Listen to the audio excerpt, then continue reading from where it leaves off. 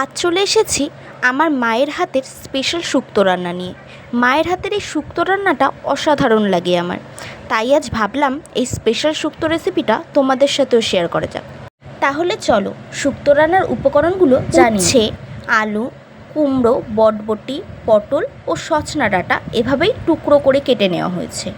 এরপর 2 টুকরো আদা, রাঁধুনি ও সর্ষে বেটে কড়াইতে তেল দিয়ে উচ্ছেগুলো একটু নাড়াচাড়া করে নিয়ে তার মধ্যে সামান্য নুন, হলুদ গুঁড়ো দিয়ে উচ্ছেগুলো ভেজে তুলে নেওয়া হলো। তবে এখানে তোমরা চাইলে কাঁচকলা, পেঁপে মানে তোমাদের পছন্দ মতো সবজিও দিতে পারো। ও হ্যাঁ, এর মধ্যে বড়ি দিলেও কিন্তু শুক্তোর স্বাদ আরও বেড়ে যায়। ওই কড়াইতেই আবার কিছুটা তেল অ্যাড করে তার মধ্যে ফোড়ন হিসেবে 1 টেবিল স্পুন কালো সর্ষে দিয়ে দেওয়া হলো।